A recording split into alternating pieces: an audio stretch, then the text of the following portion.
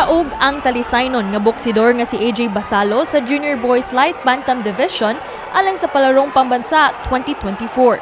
Pinaagi sa kaidlas ug kakusog sa iyang kumo, nakubit sa 16-year-old athlete ang gold medal batok kang Miguelito Bantilan Jr. gikan sa Davao Region.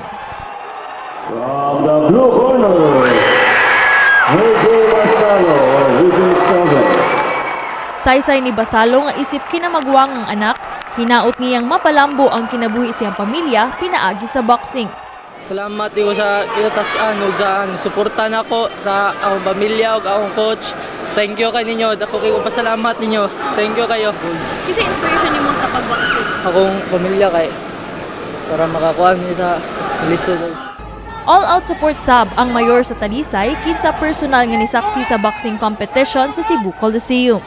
Gani sa Ania nga dunay incentives nga madawat ang mga atletang Talisaynon nga makadaog og medalya sa palaro. Nalipay mi sa City of Talisay as ang atuang si AJ mo nag-represent sa Central Visayas after winning gold sa Sibira. This championship or this gold medal will serve as an example on what role models can other Talisaynons follow in the future as far as boxing is concerned.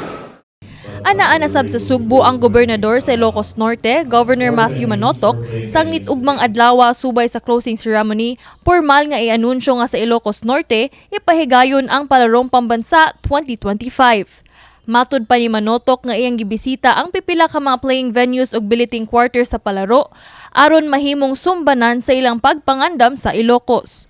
We have a challenge to